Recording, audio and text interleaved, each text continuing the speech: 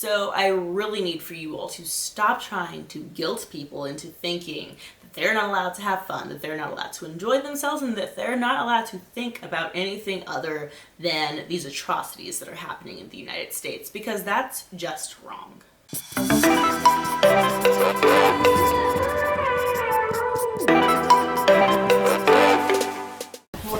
Welcome to the fourth attempt of me trying to record this. Hey, it's me, it's Dee. Welcome back to my channel where you'll typically get to follow me around on my attempts of adulting. But instead, today we have to talk about what is going on in the world. No, I will not be explaining what is going on in the world because it literally takes negative energy and $0 to get on your phone and look at social media or the news. This is not a news channel. I will not be educating you about current events. I will instead be talking about the impacts of said current events, nor will I be talking about or trying to convince you that Black Lives Matter. If you want to fight me about this, you can go to my Twitter. However, I warn you that I am not liable to anything that my friends say to you on that app. And I'm also less over there, so there's that too.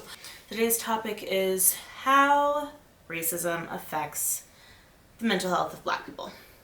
Because of this topic, you will probably notice that I'll be a little bit less energetic than usual, and partially that is because, oh my god, it is now 2:30 a.m. But it's more so just because I'm exhausted. I will also be trying to remain as calm as possible because I know that if I get worked up, I will get angry, and if I get angry, I will cry, and if I cry, I won't be able to talk coherently. And although I don't care about playing into stereotypes or anything like perception, I just know that this message won't be as coherent as I want it to be if I get to that point, so I apologize if you were insulted by my lack of enthusiasm. Anyway, let's hit it. So, there has been a lot of research done on the effects of racism on the mental health of Black Americans. I'm talking about Black Americans specifically because, yeah. Any of the references or links that I talk about, and also some that I don't talk about, will be linked in the description box below. All of these things have been either written by or reviewed by a psychologist, an MD, or a PhD. I don't know why I'm trying to justify this to you all, since most people seem to not believe in doctors or scientists anymore, but I can at least say that I tried. So basically, there is an idea that racism causes this thing called racial battle fatigue. I put it in quotes because it is in quotes on the site that I got it from.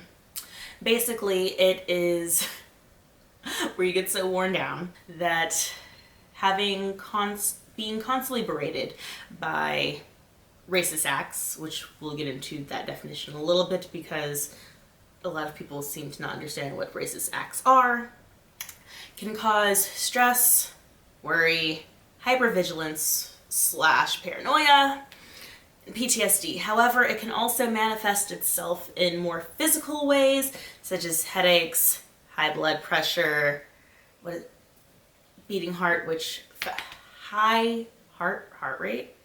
Yes, heart rate. Which obviously, if you know anything about anxiety, that can be a symptom of anxiety. Your heart just beating completely out of control.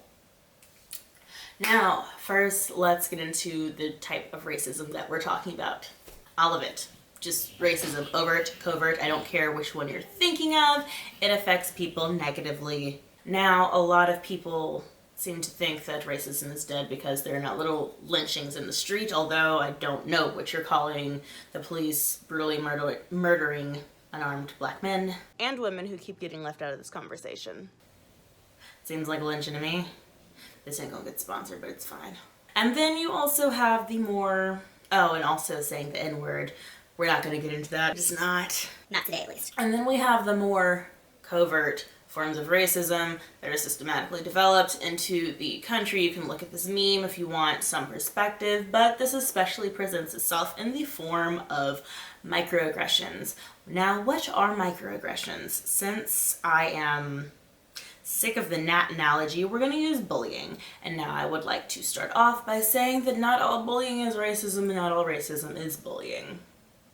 However, the two are largely intertwined, but just so that you all don't try and say that I am equating bullying to racism, I'm going to go a little bit more into depth about what racism really is with this quote from Scott Woods. Enjoy. It's long, so I'm not going to read all of it, but of course, I'll link it down below and put it up on the screen. Enjoy. The problem is that white people see racism as conscious hate, when racism is bigger than that. Racism is a complex of social and political levers and pulleys set up generations ago to continue working on behalf of whites at other people's expense, whether whites know/like it or not. Racism is an insidious cultural disease. It is so insidious that it does not care if you're a white person who likes black people. It's still going to find a way to infect how you deal with people who don't look like you. Yes, racism looks like hate, but hate is just one manifestation. Privilege is another. Access is another. Ignorance is another. Apathy is another, and so on. And that's all that I'm going to read, but again, if you all would like to go down further, you got it. But again, basically, bullying is a direct, malicious act. Not all racism is. However, if a bully, and I use bully because a lot of people are aware of the mental effects that bullying can have, even years down the line.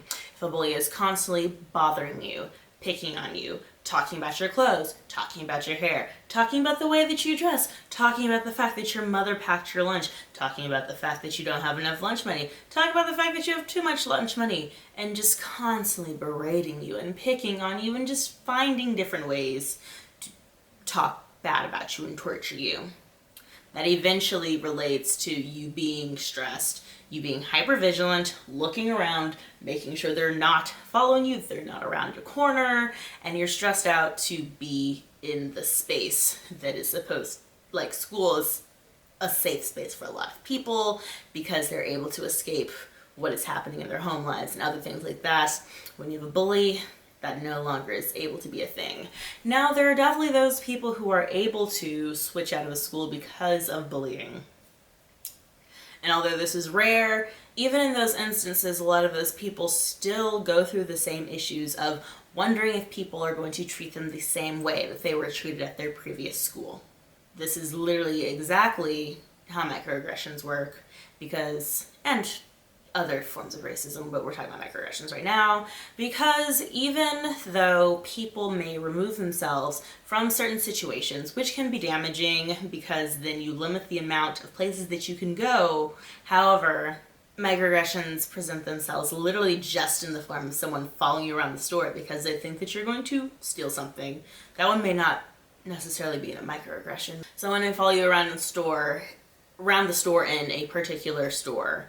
And if you go to another one, you're going to be worried they're going to do it again. And you're going to wonder why they're looking at you like that. And you're going to wonder if they just think that you're a bad person because of the way that you look.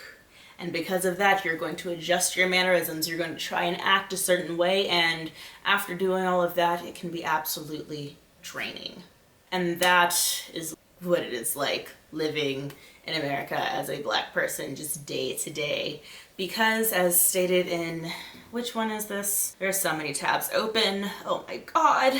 About 22% of the black people that they surveyed said that they constantly think about their race, and 50% said they think about their race at least once a day, whereas white people often don't think about their race at all unless they are directly confronted with a reason to.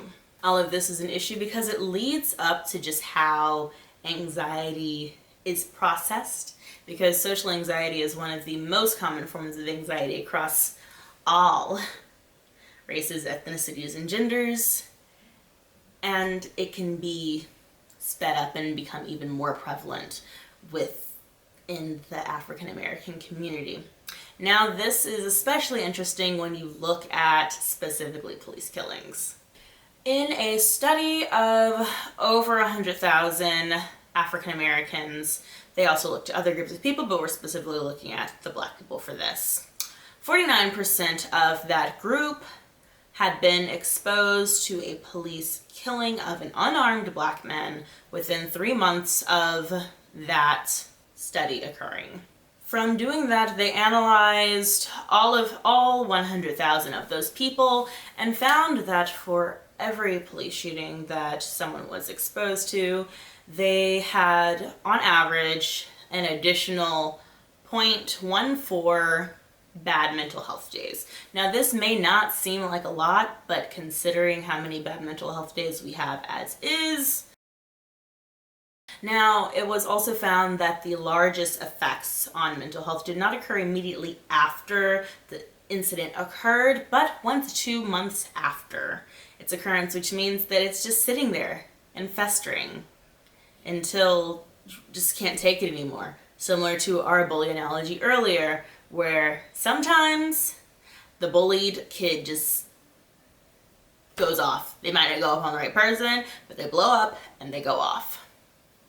And honestly, you can't blame them, because literally you just keep poking and kicking at someone. Or people love to say, kick a dog when it's down, it will bite you. It's the same. It's literally the same thing. It's just the same. Like I said, this is more than just a mental issue that occurs. It also ends up affecting your physical and physiological issues. And it is estimated that, or rather, it is hypothesized that this is one of the reasons, in addition to diet, which is another systematic issue, which we're not going to talk about in this video. If you want to know, let me know down below. It is estimated that this is one of the reasons why the physiological issues that I mentioned earlier, such as high blood pressure and increased heart rate, are more prevalent in the African American community. However, it has also been shown by who were you? Hello, healthy place. Again, Black people are more at risk for hypertension. However, it is shown that in childhood, there's no difference in your risk for hypertension unless like you have a pre-existing medical condition. But for two normally healthy kids in whatever ethnicity, your risk for hypertension is essentially the same, which is very low. But by the time that you get to, what is this? Yeah, 25 to 45 age group, it is, what is that? You definitely see changes. And they have even done studies where they have seen that the blood pressure in white people can decrease at night, whereas for Black people it is often staying the same because, again, high blood pressure and fast heart rate are symptoms of anxiety. And literally being so anxious throughout the day can end up impacting you even while you are sleeping. And so there is no escape. That's not fun. But it becomes even more insidious than that because, like, it's an issue that I've talked about multiple times on this channel, but, oh, sorry, wait. I forgot to mention that in that study, the people that they were looking at were similar in income, age, access to insurance, and all of those other things, yet they still saw these differences, and that is because of this reason, and that is the difference in care. Implicit bias plays a huge role in how people are treated and cared for in physical and mental health issues. Now, these reasons are some of the reasons why Black people are less likely to seek help in the first place, as well as being less likely to follow through with the suggested / allocated amount of therapy that had been suggested. Whew, that was a lot. So there's definitely so much more that we could get into, but I now want to talk about some of the coping mechanisms that they talk about on anxiety.org. And again, anxiety.org is a verified site. I know that it's not one of the peer-reviewed studies that I've been talking about before. However, all of its board of advisors are PhDs or MDs or both. All of their affiliates are members of the top 20 universities in the United States, and all of their funding goes towards different research aspects at other communities, so they don't really have a financial motive. But again, people don't really care about your qualifications in this point in time, so again, I don't know why I'm trying. But basically, they talk about 3 different ways that people tend to try to cope with these, ways that you can cope. First, we're going to talk about ways that some people do try and cope with it, and that is through just ignoring it, acting like it didn't happen or acting like it doesn't affect you. And I don't think that's healthy, because I personally believe that you need to try and figure out how things are affecting you, and the only way to do that is to deal with things head on, even if it's only within your own head.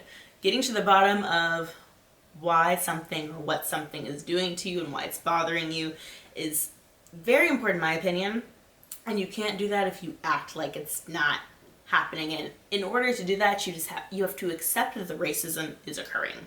You do not have to accept the racism, you just have to accept that it is occurring, and then we're going to work to change it. Again, that's just not healthy. This is one of the ways that people try to cope with it. Some of the ways that anxiety.org mentions to try to cope with it are self-compassion, valued living, and dealing with your emotions. These are the ways that they mention. You all can go to their site if you want to get more information about that.